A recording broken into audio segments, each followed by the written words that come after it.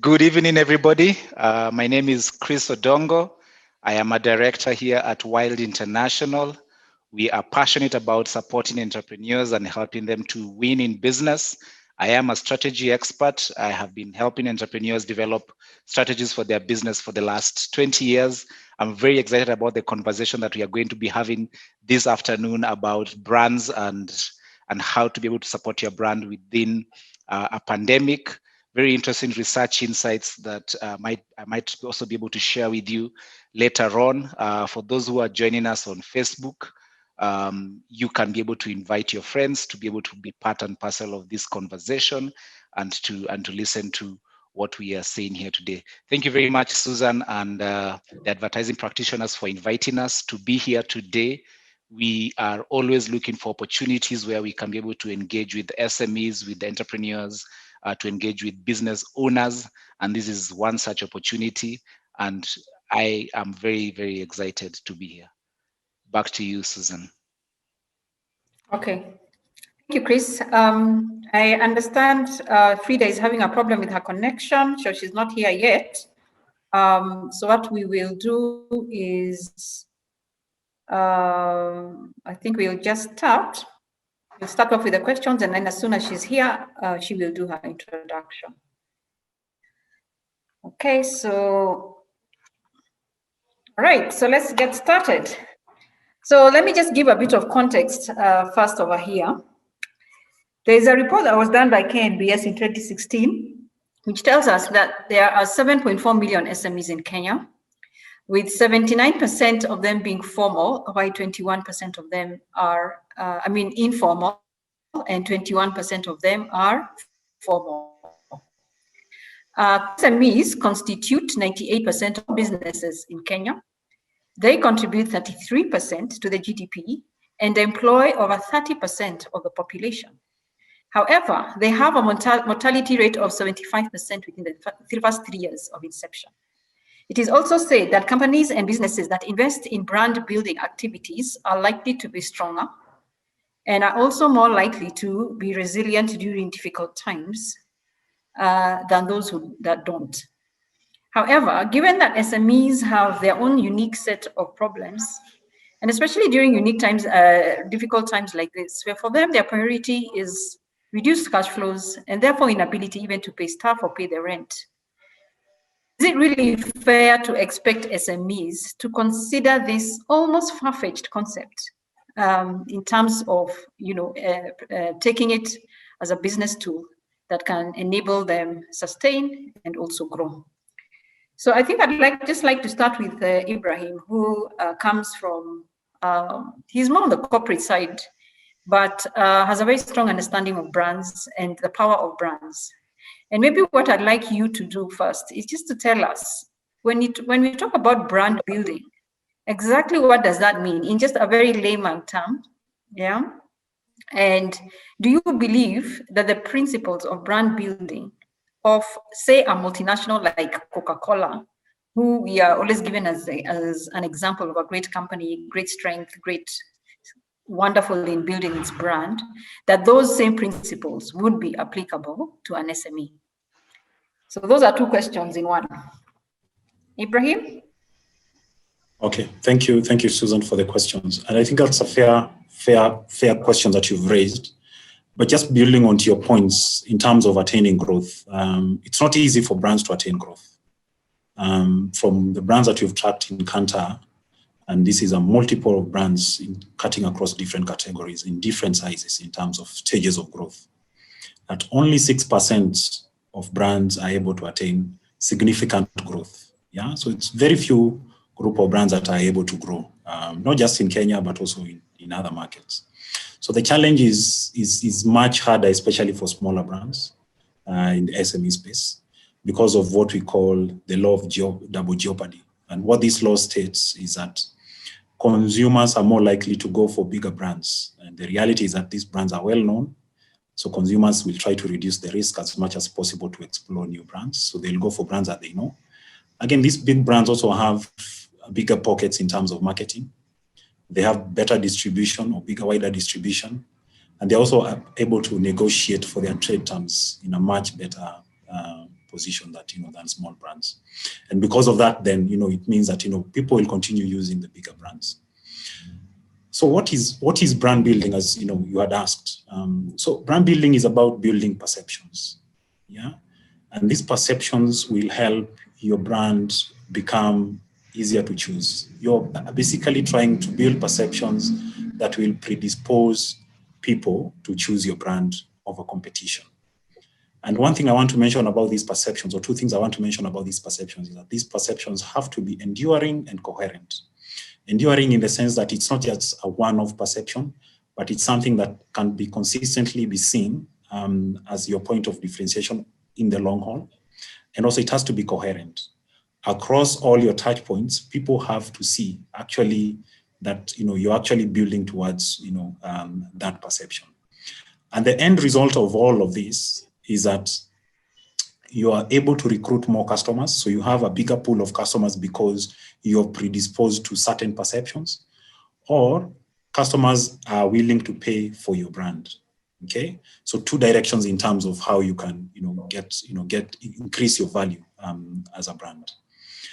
Again, just to build onto that point, is that this is founded on two broad aspects, which are about being meaningful and being different. Okay, so when you build these perceptions, you're building perceptions that will make you look, or you make your brand look as meaningful and different. And meaning means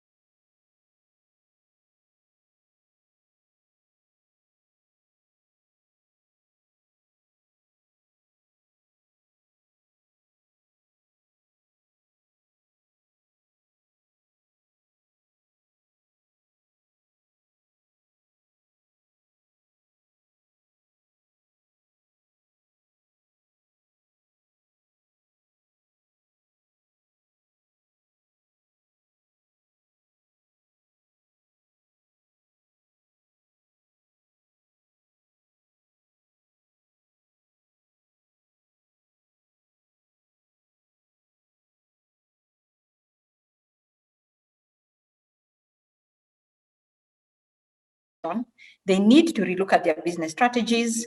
They also are looking at targeting business development and looking at new management initiatives.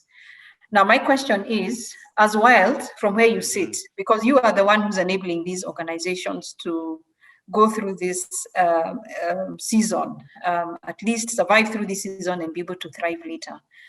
How would you then be applying the concept of brand building that Ibrahim has just talked about? And I'd just like to say the key highlights for me, which is making them realize that it's just as simple as making sure you're different in a meaningful way and that you are consistent in delivering that to your customers. Yeah, okay. So thank you very much, Susan. Yes, indeed, when we did the survey, one of the things we found out is that SMEs are the number one priority during this COVID period is to maintain visibility with their clients. Because if your clients used to walk into your shop, your clients are now looking for you online. And so you want to be able to be found online particularly. And so we have actually been taking SMEs through lessons on how to build an online presence and how to be able to have a digital footprint so that when your clients are looking for you, they can easily find you and they can interact with you. But you do know that brand building goes beyond just communications into delivering what you promised, so that there's a consistency in people coming and interacting with your product and with your brand. If you think about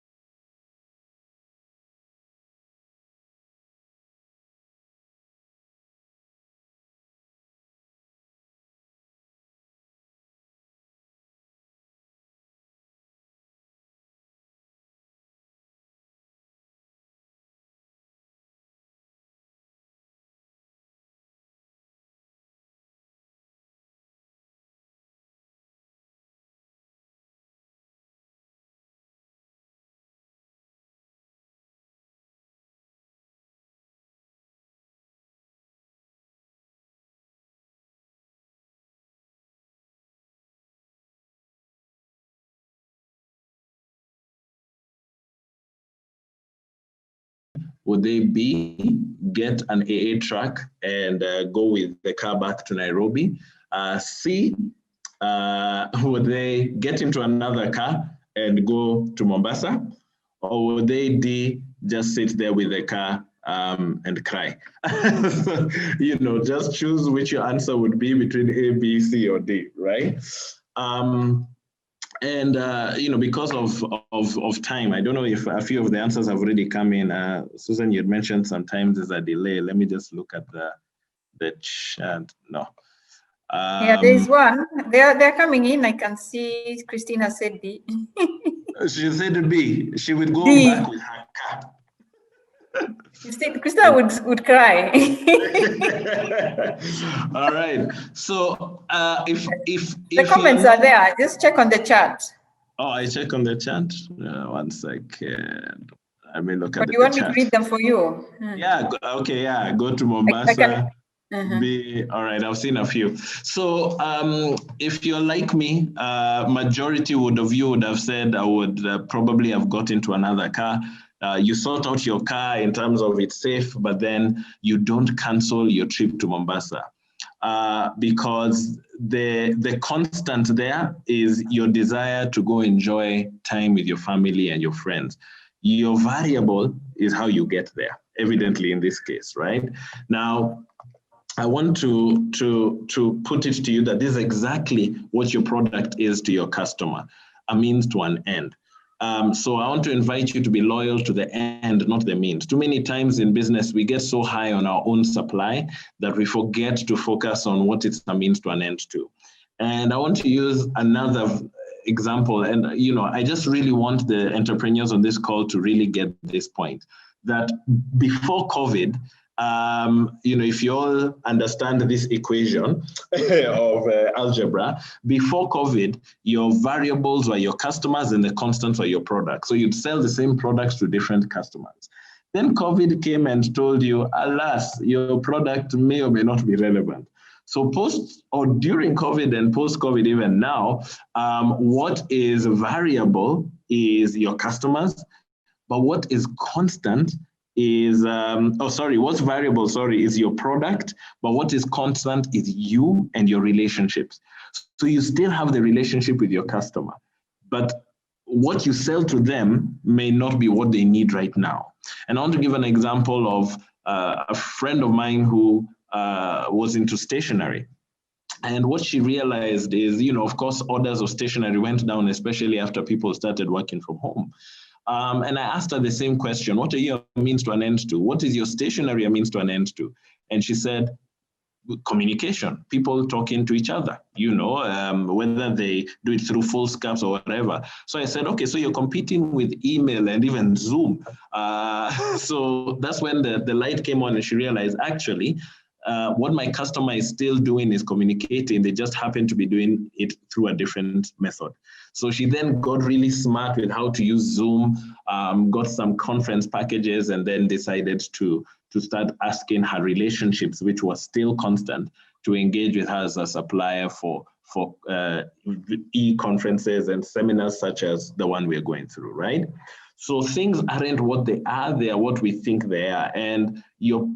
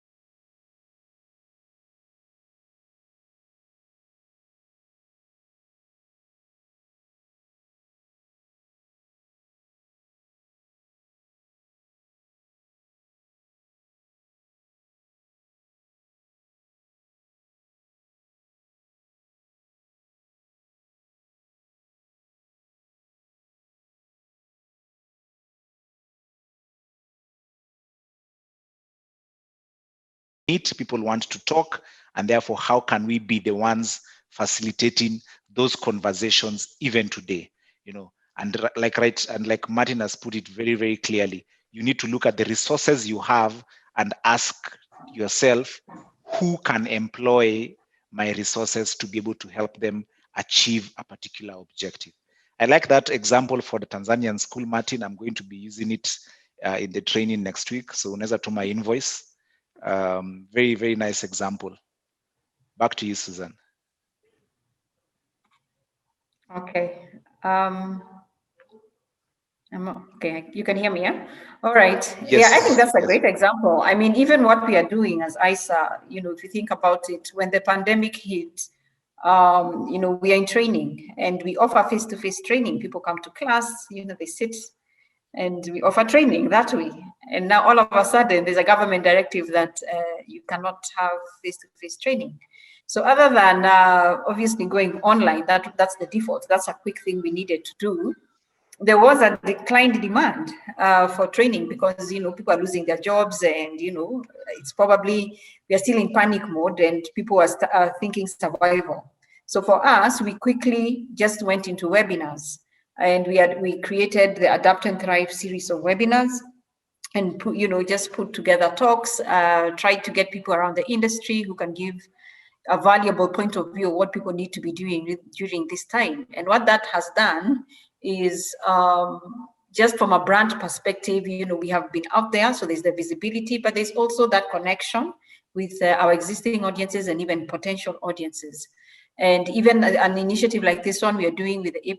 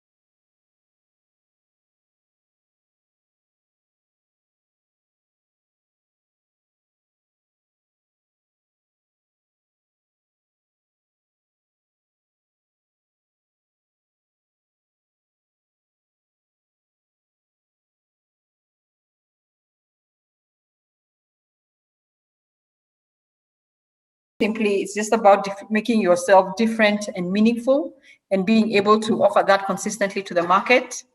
Then we had Chris also just talk about what is going on right now with SMEs in the context of COVID, based on a report that they recently released, whereby most of them are affected in terms of, you know, reduced cash flows, reduced demand, and are struggling to pay their bills. And, you know,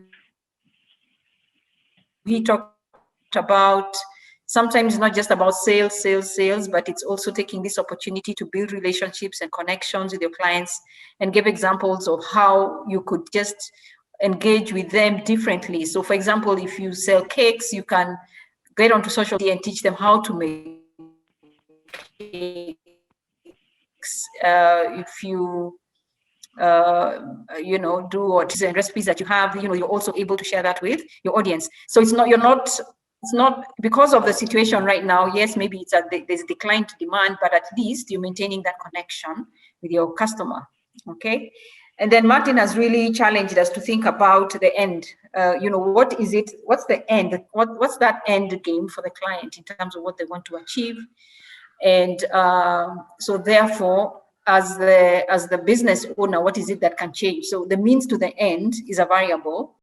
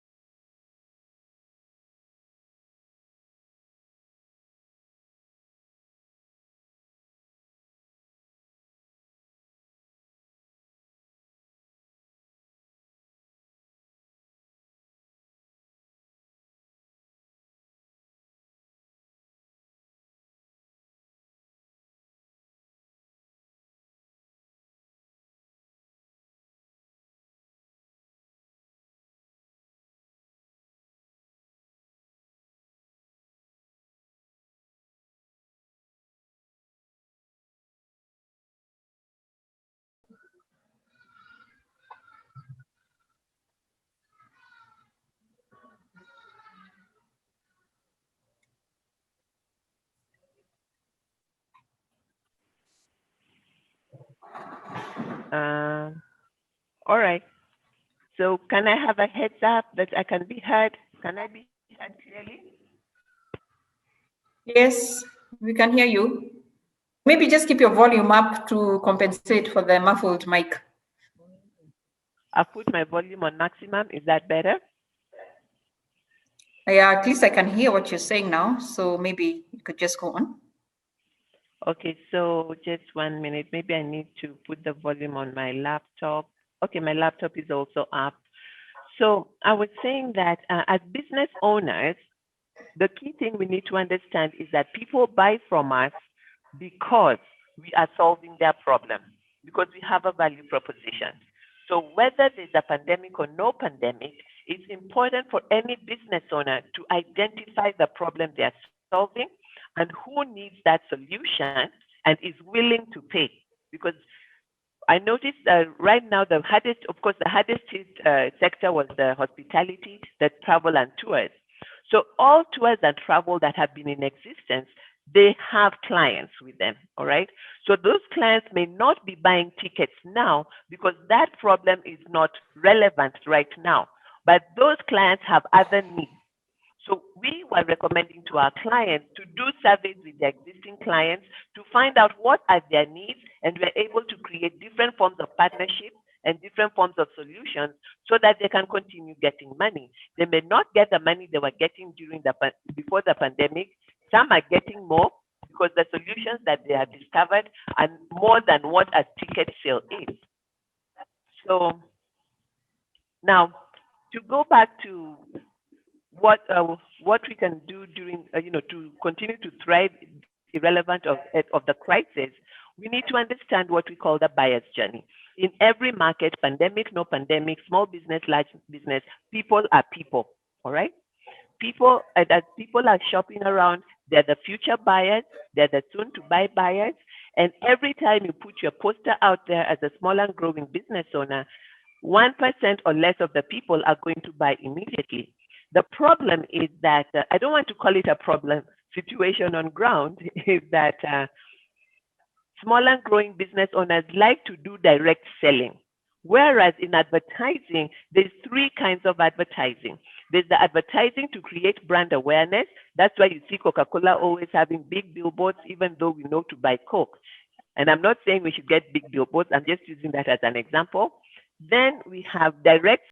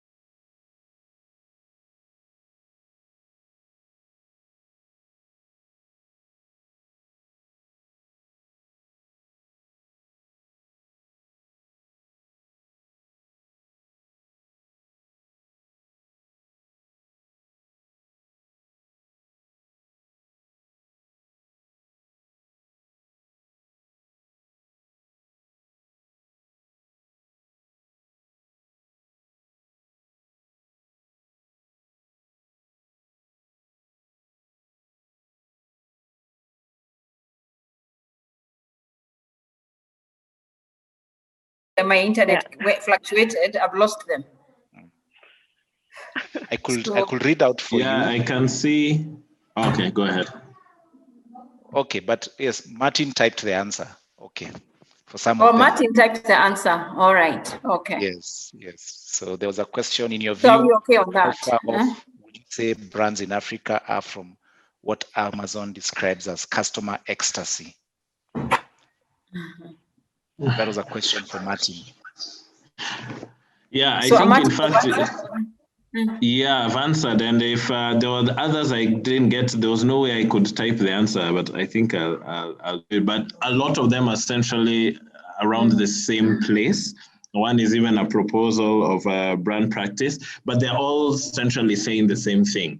And it's essentially speaking towards, this ideology of being so high on the customer, what will it take to get there? And for me, it's just purely value chain. If the whole essence and DNA of an organization is to pay its shareholders and make sure they're rich, per se, or even the founders, then that may not necessarily happen. It has to come from a place where an organization's purpose is purely customer first. And you can tell this when you walk into an organization that vision is way beyond the product that they sell.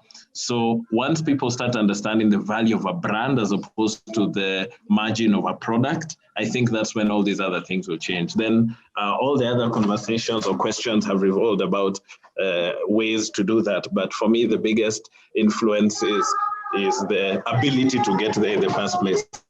Excuse my son yelling in the background. Okay, Sawa, now you can mute yourself. There's a question here. First of all, a very quick and reasonable thought. Great engagement opportunity.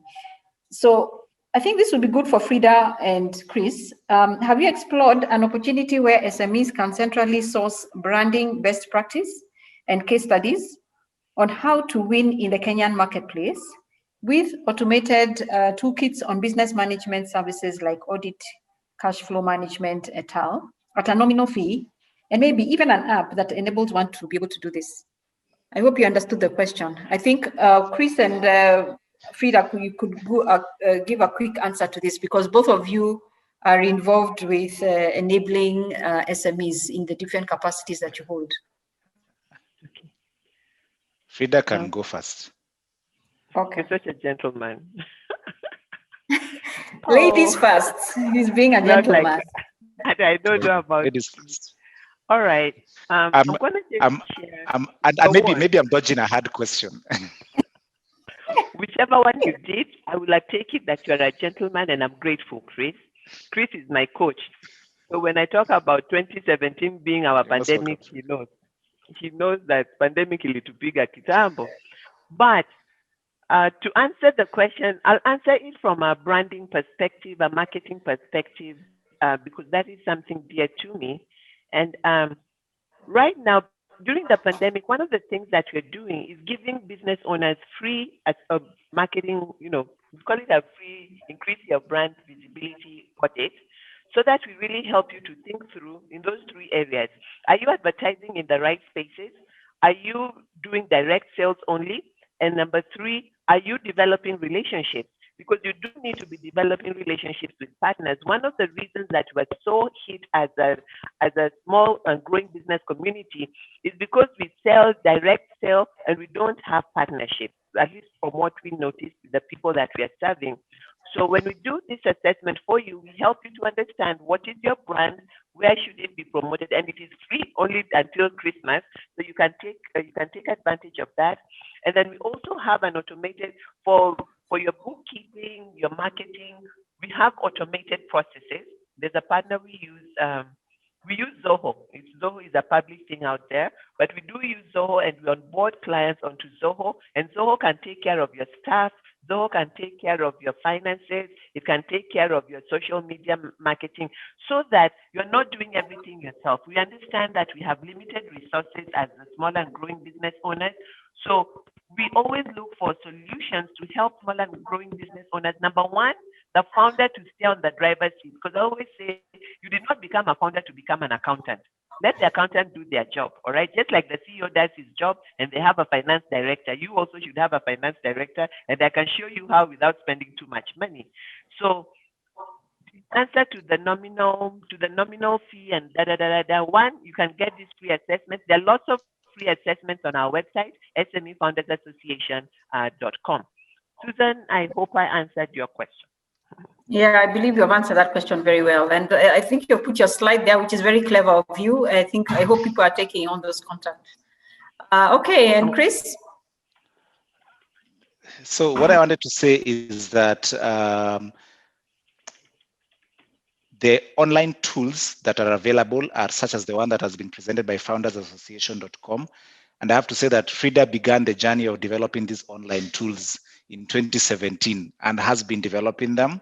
So guys, head over to foundersassociation.com and definitely check out those assessment tools. At Wild, if you go to our Facebook page, you will find a lot of material in terms of webinars and seminars that we have conducted over the last over the last 6 months during the COVID pandemic. We have actually had more than 100 webinars in both our Wild page and our Sandbox sister page. And in all those webinars, you'll be able to find digital, or rather videos that can be able to help you think through different parts of your business. We are still in the process of developing online tools that can be able to help you assess your business and to be able to use to grow your business. And for the person who was asking that